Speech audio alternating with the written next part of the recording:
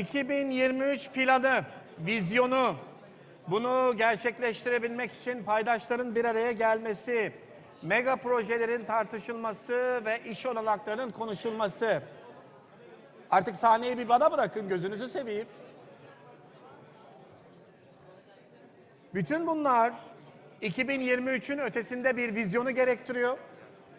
Bu vizyonun temel taşlarından bir tanesi yatırımcıların yatırım ortamının iyileştiği bir ortamda Türkiye'ye ilgi göstermesinin sağlanması, bunun devamının sürekli hale getirilebilmesi, sürdürülebilir bir strateji ortaya konması, Megatrends 2030 yatırımcı profili diye adlandırılmış.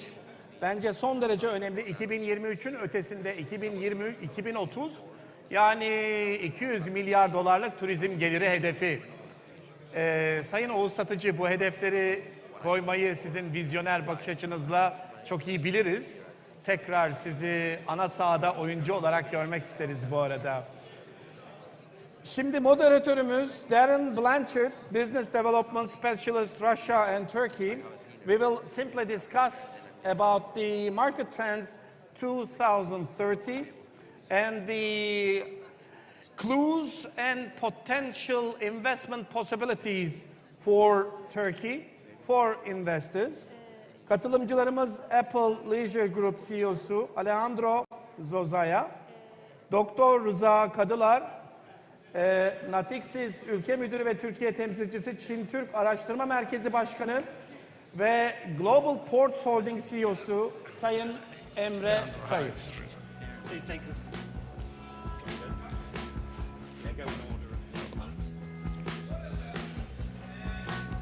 Bu arada paralel bir oturumumuz var. Eğer benden bunu aldıysanız, çok konuştuğumu düşünüyorsanız paralel oturuma kaçarak kurtulabilirsiniz. Kayseri önemli. Daha önce bir kez Şanlıurfa'yı konuştuk. Şimdi de Kayseri konusunda Kayseri Erciyes Anonim Şirketi'nin düzenlemiş olduğu bir panel var. İsterseniz ona da katılabilirsiniz. Anadolu'nun güzelliklerini ve potansiyelini ortaya çıkaracak bir vizyon dinlemek isterseniz. Buyurun, sahne sizin.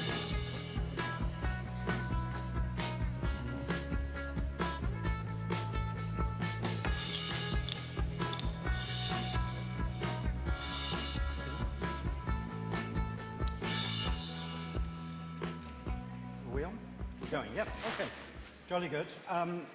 I've been asked to stand in at the last moment, actually early hours of this morning.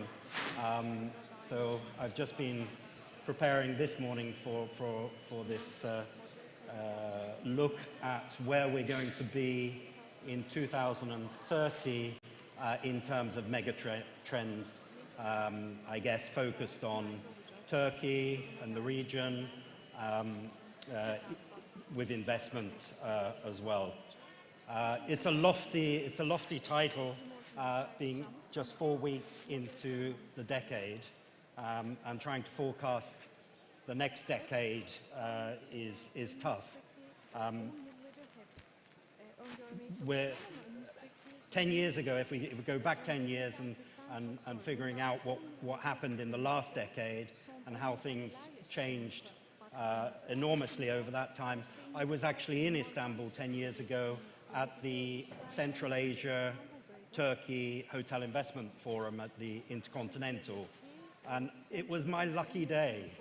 I won first prize in the business card draw, which was 10 days traveling courtesy of Dedeman Hotels, first class flights, presidential suites in Damascus and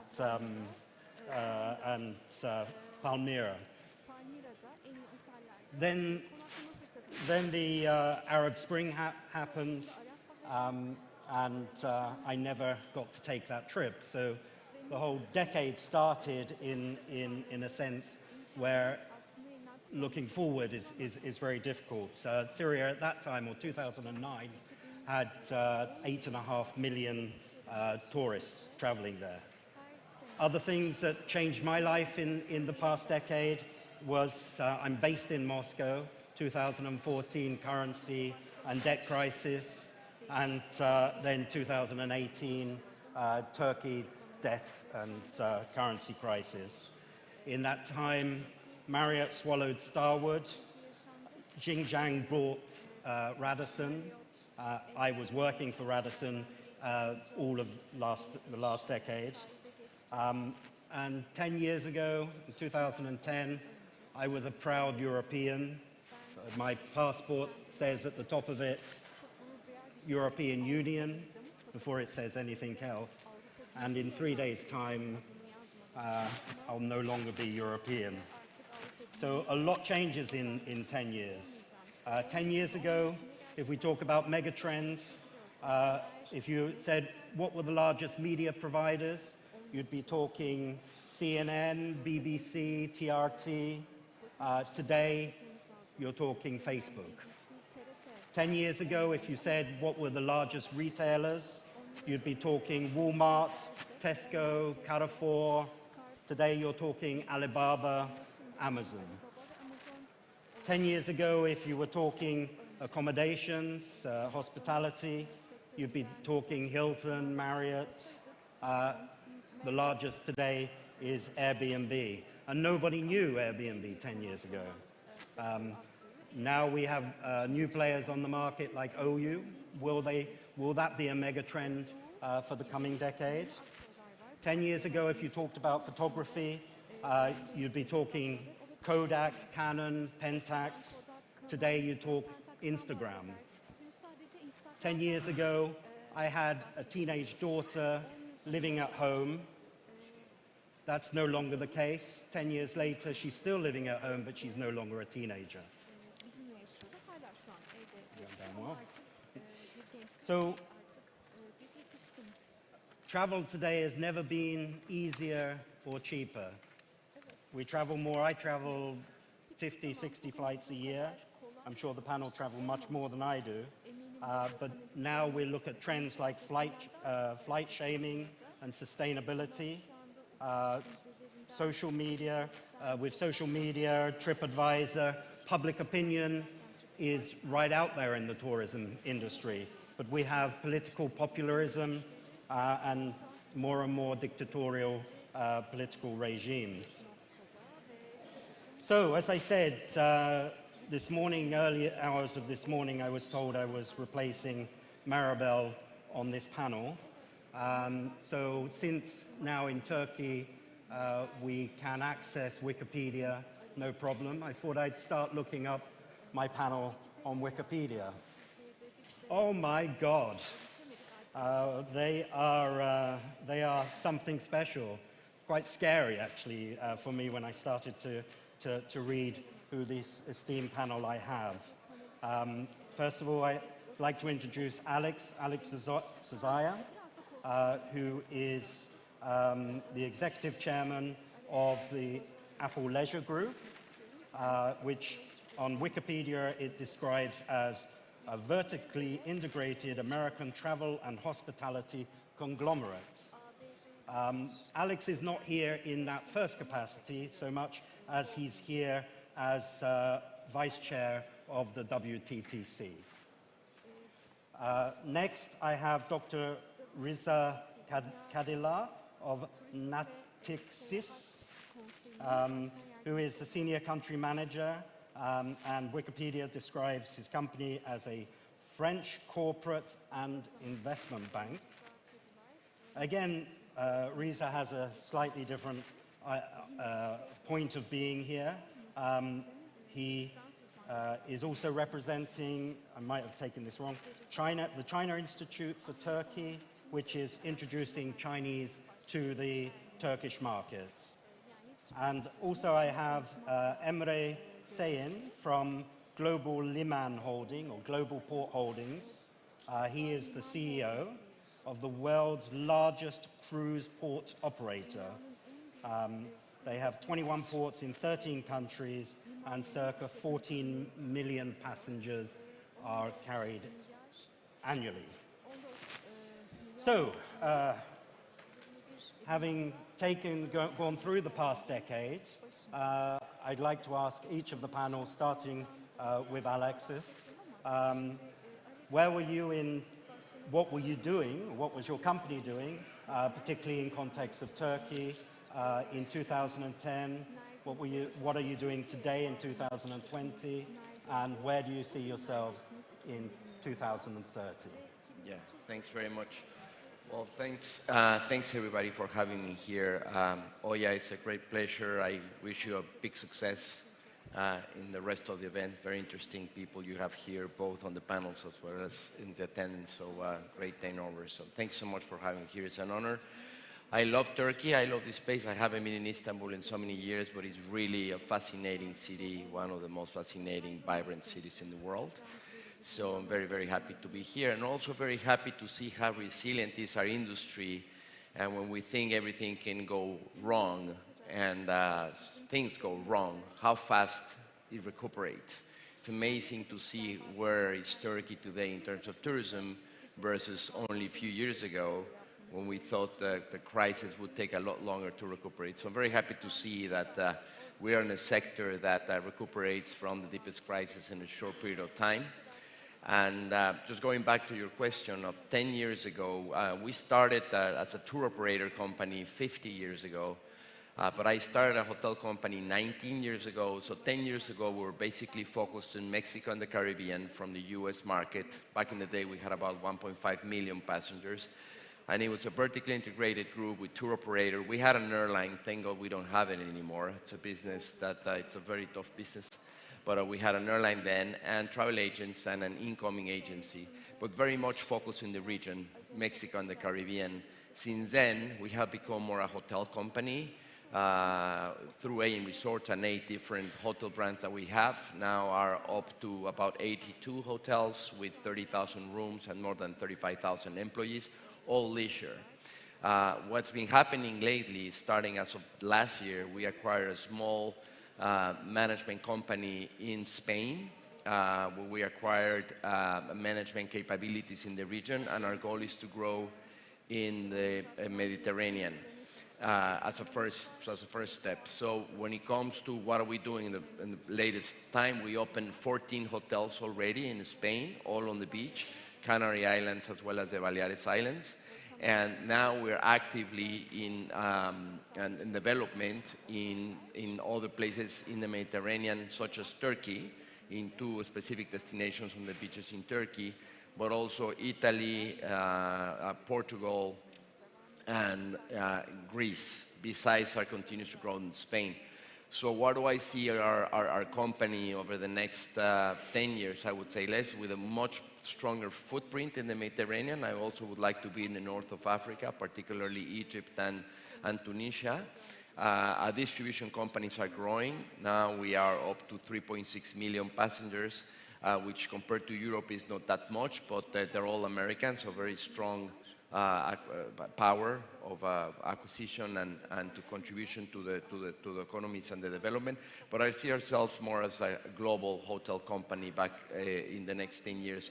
We're going to reach 100 hotels with 35,000 rooms by the end of 2021. So that's around the corner. So that's how I see happening. And locally, the world, when it comes to travel, the world is growing. Every year we see more people moving from place to another place, a much more relevant role in the GDP of a lot of countries. And so we are all participating in an industry that is constantly growing, that brings tremendous opportunities, particularly the young generation. Travel for leisure and travel internationally is not a luxury anymore. It's almost like a commodity. It's a need. Everybody does it. It's an activity for everyone, not just for the rich.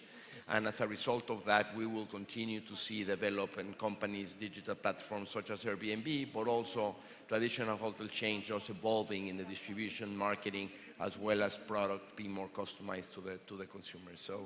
So I see ourselves growing dramatically, but moving more from an integrated company with distribution more into a hotel company with a strong distribution leg.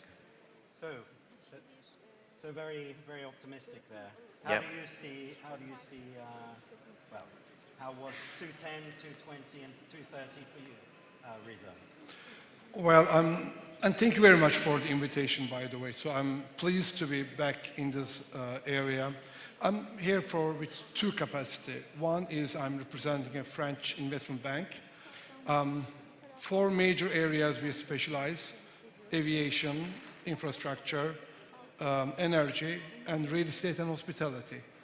But about 12 years ago, we made a key decision not to get involved in real estate hospitality in Turkey. In all other three areas, we are pretty active selectively. But due to mainly macro reasons and the legal infrastructure, that was the decision. One of the recent developments, we started to work with Turkish groups for their acquisitions abroad. So that's one reason where I see that I could be of help. The second capacity, and the main reason why I'm invited, I'm also chairing a think tank called China Institute Turkey. It's a platform. We do some research and bring two communities, China, Turkey, businessmen, intellectual community together to discover each other.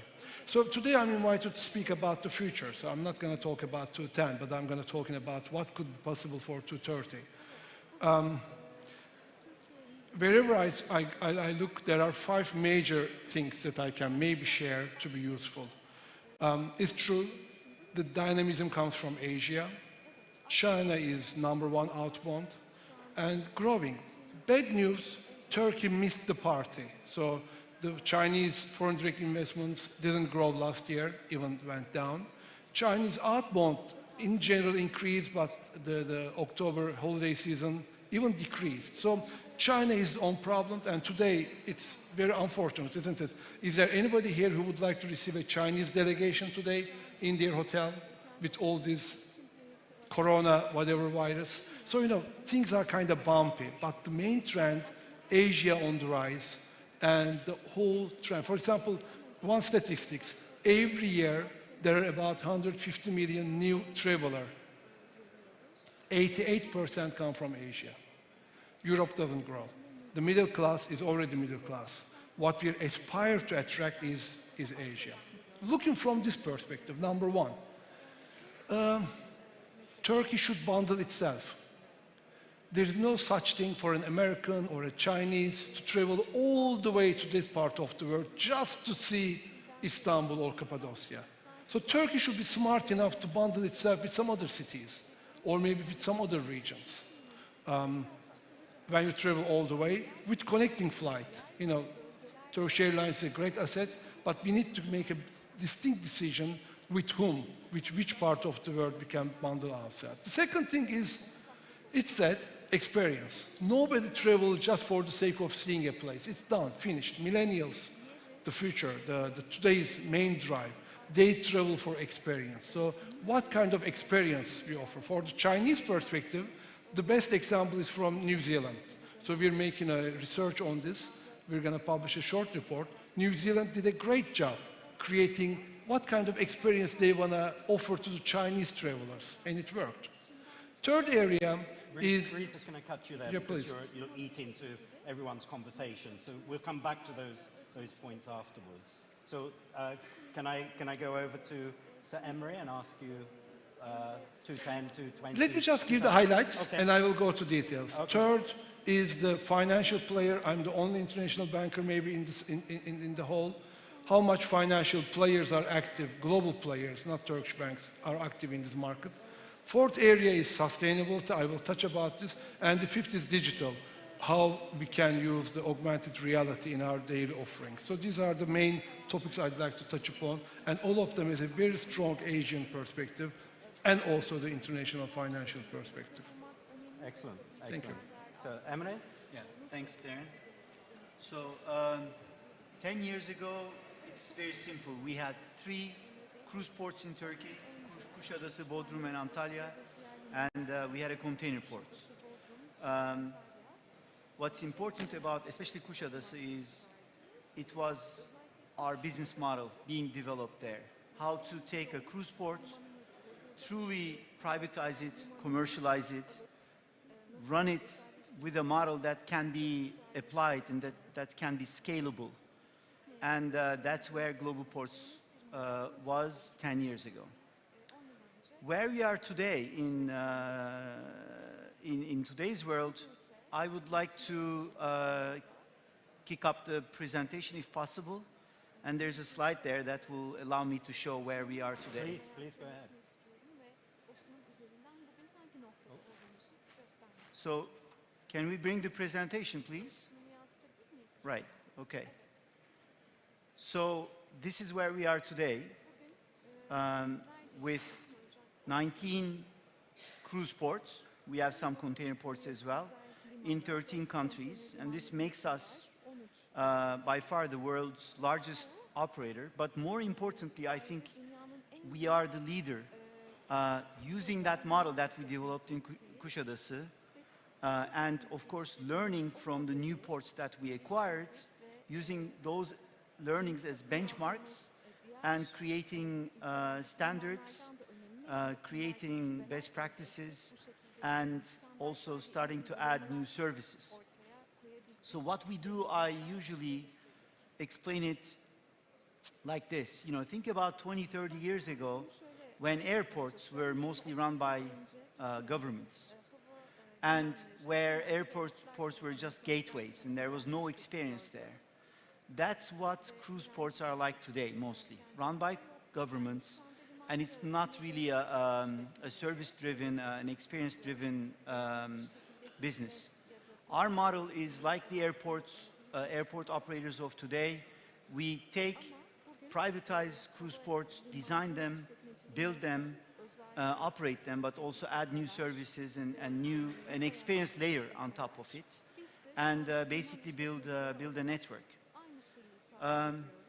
Where do we want to be in 2030 is basically we want to double this business one more time, add another 20 ports, important ports, marquee ports we call them, and remain the leader in this industry. I must add that our company, although it's a relatively niche sector, we are the only Turkish company that actually leads a whole industry globally. And we kind of write the book on operating cruise ports right now. So that's where we want to be in 10 years from now. Fascinating. We were talking earlier there about the Asian market. Is that affecting the cruise market as well? Is there a big input in cruise? Yeah, so as you can see, we have Singapore over there. And then there's Ha Long, which is in Vietnam. Those are the two ports that we have in Asia. The Asian market is growing really fast. It's not as big as the American market or even the Mediterranean at the moment, but it's the fastest growing market. And when you look at the potential in Asia in terms of cruising, it's incredible because the penetration in Asia is lower than 0.1%. In developed markets, the penetration is around 3-4%. In Australia, it's 5%. So there's incredible potential there. And Singapore has become, over the last years, the #2 cruise port in Asia as a home port after Shanghai. And I see potential in Southeast Asia with the Chinese cruising more and more. And now the Indians are coming online. And I think there's potential there. And there's also potential, especially for Turkey, for bringing passengers from Asia to here in Istanbul and cruising out of Istanbul to see all these destinations that the Asians really want to see. Places like Istanbul, Venice, Rome. So there's also this type of potential that's really interesting for the future. My home in Turkey, I consider as Cheshire, and I'd never seen an Asian in Cheshire until... Not yet. Until 2 years ago. And suddenly, every day, there are streams of Asians coming through. And I'm telling you, this is nothing. You know, there's so much more potential for this part of the world, East Mediterranean, and especially Turkey, to develop this area of tourism. You mentioned Indians there as well. When I was speaking to our office in Shanghai, they said, don't get hung up on Chinese.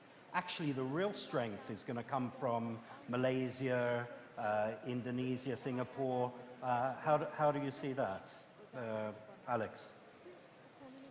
Well, I guess it's not just in terms of numbers, but it's behavior as well. I think that with the Chinese market, it's different than the Japanese market is looking. It's different than the Vietnamese. I do see these economies emerging, and certainly there's potential for all sorts of travel.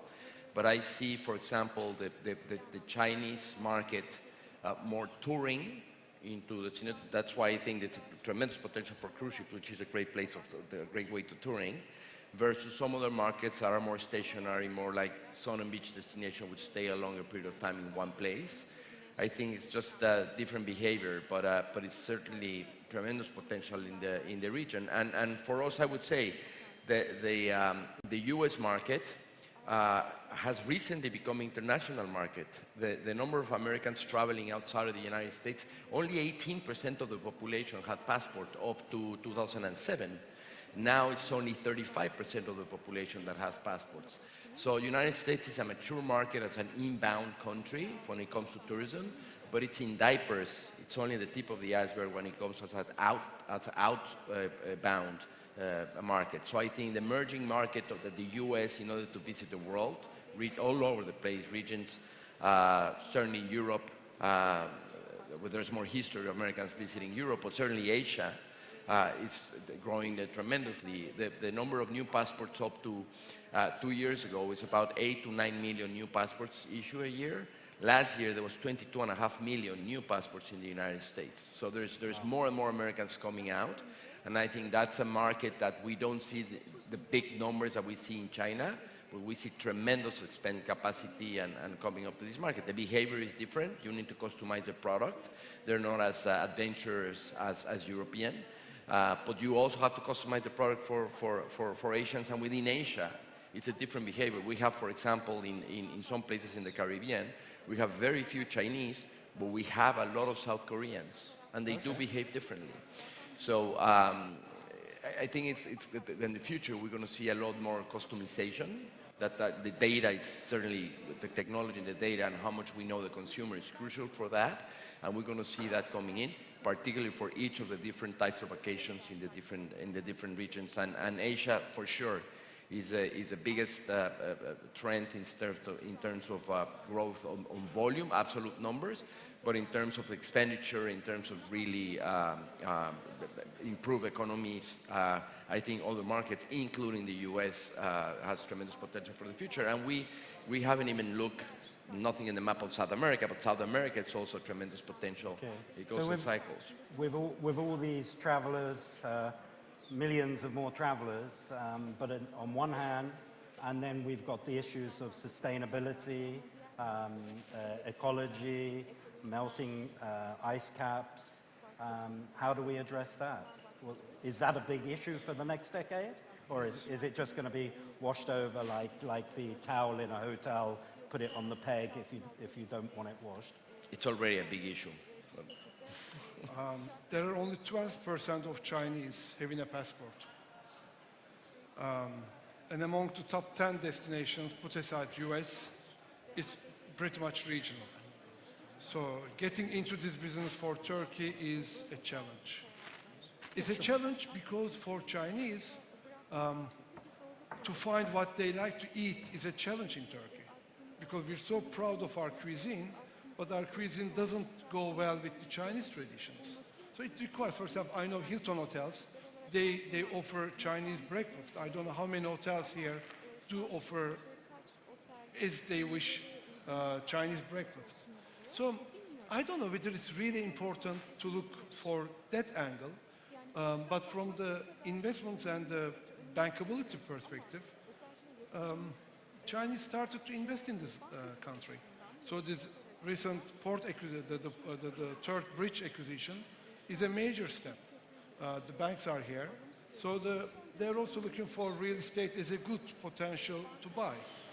But you need to fill it in with a continuous and well-predictable future cash flow, which is a kind of big obstacle for the Turkish market with all the macroeconomic fluctuations and the currency exchange and everything. Coming back to your question, yes, sustainability is key.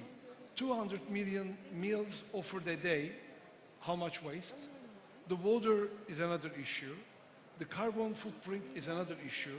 But to warn you, in this country, in our country here, those are still like far away, distant agenda topics, not on daily life.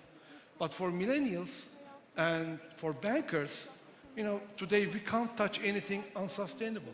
So for financiers' point of view and for the newcomer, middle income, the branding view, sustainability is unavoidable. And it goes hand in hand with digital. I'm not going to touch, we're running short of time. But I would kindly, you know, offer you to follow our roundtables at China Institute Turkey, at TITAM. We don't have to look to China to learn from the Chinese way. For example, Spain is being a great example how to use the augmented reality. And I was in St. Petersburg, Florida for Christmas. One of the best ever museum I've been to, Dali Museum. The way they use technology is amazing. So, you know, finding the good examples, embedding them here, maybe Turkey could flag to the new development of world travel. Okay. And we'll be there to support, yeah. I've been asked to wrap up quite quickly. We focused a lot on Asia as being the mega trend for the coming decade. But there are plenty of other buzzwords out there. There's over-tourism, there's blockchain, there's social media, there are disruptors of various kinds. Apart from Asia, in a few words, what would you say would be the other mega trend that you would really highlight for the coming decade? I would say experience. Experiential travel. Yes? So let me just give an example. If we can put up the presentation again, please. So duty-free, for example, right? Travel retail is an old concept. Yes. What we do in the ports that we operate, we really pay attention to experiences, and we actually do a lot of research, and we map the passenger experience, the journey throughout the day, try to improve it, try to come up with new services or new ways of doing things. And, you know, this can be guest information centers, as you see here, which didn't exist a couple of years ago as a concept. But looking at retail, the oldest, you know, play in the book, duty-free, looking at that from an experience point of view and really looking at the passenger's journey for us has been game-changing. And we started designing retail in our ports using the, you know, global ports model. And this picture now looks like this. And the assortment has been totally changed, because if you think about it, cruise passengers, what do they want to do when they come to a destination? You only have one day, you're not staying over, you're coming back to the ship, you only have 6, 7, 8 hours, you want to enjoy the destination, you want to see as much as possible, but you also want to bring back some souvenirs, you may want to buy some local wine or local food, and gifts for your children or your friends. You don't want to do this when you only have a couple of hours. So this design and these type of experiences, local experiences, is what we, for example, design into our ports right now. And I think this is going on in all segments of the tourism industry right now. Absolutely, it's a big focus for hospitality across the board. And I think the platforms are there, and maybe even with blockchain, maybe that will also accelerate that experiential that could definitely add opportunities. to the experience. Yeah. Risa, would you like to add something for a mega trend? I think sustainability and digital sharing economy, these are all will have big impact on the way we see travel. And I fully agree with the experience concept, but the problem is there are so many contradictory trends as well. For example, on one hand, you're promoting retail experience, which is great, but all we know, Amazon and everything and the share, the retail goes to where you are. You don't have to carry those things. So we'll see. We'll see. So we're a little bit confused, Yeah. but something's going to happen. Something happened last decade. But so. trends can be, going in different directions Exactly. sometimes. Exactly. I mean, experience brings personal experiences, but technology takes away personal experience. Or Ed, with At the same VR time, coming. technology can improve the experience as well. For example, in travel, what I see happening very frequently now is the effect of artificial intelligence and facial recognition. And that is going to make things a lot faster to process, to check in, security, etc., etc. There are these applications as well. Thank you. Just an example, Canadian example, where there is a natural reserve, I forgot the name, which is very sensible area. It's a tourism attraction point, but the nature is really endangered. So what they did, they forbid the entrance, like our Pamukkale, but what they provided in whole hotel rooms, a VR experience. You go to your hotel and you simply go through all this experience. You do it in your hotel without harming the environment. Those kind of things we're going to see more and more because the nature is really endangered with flood of tourism in many parts of the world. So we have to combine the two. Excellent. Alex, would you like to add one? I just want to add that, yes, as part of the experience, you hear now terms like glamping, which glamorous camping, bleisure, mixing pleasure with business, which you see more now. Boring luxury hotels is not enough anymore. They could be beautiful, but they need entertainment. People who's traveling on business wants to have a lot more entertainment, so you see a new trend of theme hotels. You're going to see in the next panel one guy is doing that tremendously, Kike Sarasola, on the roommate experience. But that's just an example of how now even a business traveler is looking for additional experience, going from typical meeting rooms and working spaces to more a mix in between, bar entertainment to mixing that, what we call the pleasure, but also give back. I see a new generation be a lot more aware about not just environment, but communities. So people traveling with the concept of learning. Learning has become a lot more crucial than before. I not just want to see places, I want to know more about them. I want to interact with the community, which is one of the successes of Airbnb, but be part of it, have a strong sense of place. So learning, giving back, mixing pleasure with business when it comes to business travel, which is a huge segment, and also low density areas. It's harder and harder to find places that can go away from the masses, and that's where the glamping, which is a glamorous camping and exploring all these type of things is booming. The secret is how many places we can keep and preserve on that stage, in the future. That's a challenge. So that ties in then to over-tourism. And so at the end of the day, we're looking at lots of contradictory elements, many different trends that will converge or will bounce off of each other. So that's where we see the next decade. Thank you very much. Thank you for... Thank you. Yeah, thank you. Thank you so much. Thank you. Thank you for your participation. Thank you for the contribution. And we have, of course, a present for you. For you to read. Thank you so much for everything. This insightful conversation made us all quite excited. There's now even more excited panel ahead.